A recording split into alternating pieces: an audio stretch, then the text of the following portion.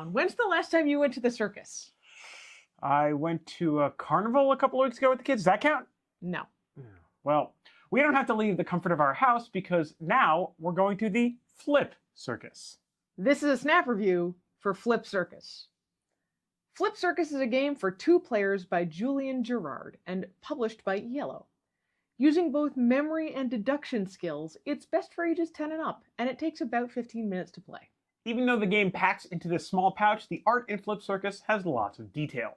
There are 5 kinds of performers on these cardboard poster tiles. They feel like vintage circus posters to me, except for the fact that they're a little bit smaller. The performer portraits are also on these tokens, along with a 6th performer, the clown. There's some helpful graphic design here to remind us of what each performer's special power is, and what performer could possibly be on the other side of the token. There are also 2 small player aids and these cute little wooden applause tokens. So, now that we've talked about the tokens and the graphic design, let's explain the mechanics of Flip Circus. Every game starts by building the poster with the 5 poster tiles, then laying out the performer tokens. Place the 5 clowns face up in a loose ring.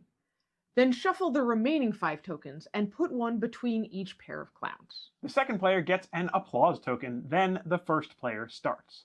Your goal in Flip Circus is to collect 3 performers' posters. If both players have 2 posters, you can also win the game by getting all of the clowns face up. On your turn, you must take 2 actions, but you can take the same action twice. You can swap 2 adjacent performer tokens, flip a single performer token over, or use a performer's ability. You can also spend an applause token to take an additional action, or to secretly peek at the back of a token. Your goal is to line up a set of 3 matching performer tokens. If all 3 tokens for a performer are face up and adjacent to each other, you have gotten that performer's autograph.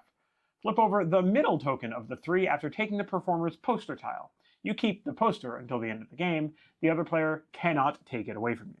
If you create, or add to, a group of clowns, you won't get a poster, but you do get an applause token. Remember, you can use that for an extra action.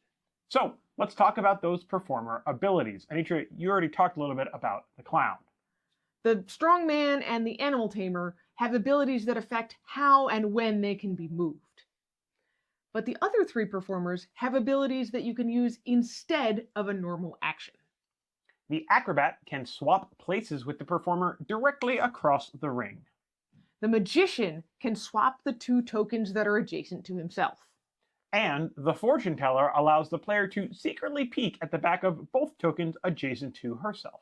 Don't forget, there are 2 ways to win this game. Collect 3 posters or get all 5 clowns face up when there's only 1 poster left unclaimed. So that's how to play.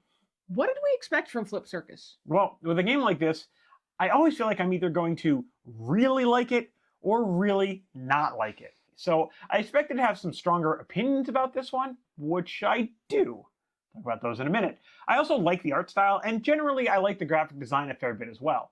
But as far as gameplay is concerned, I had no idea. Obviously, we'd be flipping the poker chips. I mean, that seems kind of obvious with a name like Flip Circus, but that's really all I kind of had. I liked that this was in such a small pouch. And when I first picked up the tokens, I really liked the feel of them. From the name, I also thought we'd be flipping the tokens for random rewards, or like trying to hit things with them like a dexterity game or something. But that is not at all what this game is about, as you know. So let's talk about what surprised us. Me, personally, I expected this to be a way more casual game than it is. It's not to say that it's not a short game or an easy game to understand or something like that, but there's a ton of strategy in the different performers and how they all move. Even once I found out this was a memory game, I was surprised at just how much I needed to constantly pay attention. I can use deduction to figure out some information, but I need to keep track of the tokens that I know. And I can't do that if I look away from the table, because tokens are moving or flipping on pretty much every turn. This is a game that is pretty simple in concept, but I feel like I'm really exercising mental muscles, especially if I want to be competitive against you. Okay, well then, Anitra, do you recommend this game? Well, Flip Circus is a sort of memory duel against another player. If you like memory and deduction, this is going to be a great fit for you. It's really portable, but it's not the kind of game that I would normally bring a lot of places, because this is not the kind of game I can play with distractions around. I loved this game and the mental puzzle of trying to remember more or less the status of all 10 tokens.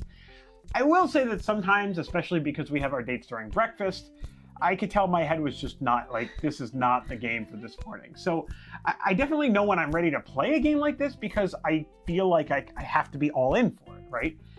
Of course, that means that maybe it's not a good date game, even though it's a 2-player game, if you really want to focus, because that means less brain space for, small talk. Or not. Is distracting your opponent by flirting like a next level strategy? Anyway, we give Flip Circus 4 performers out of 5. And that's Flip Circus In a snap.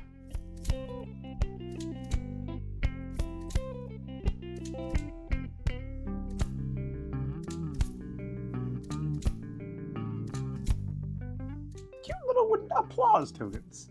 They're little stars. They're cute. I'm probably going to cut that part.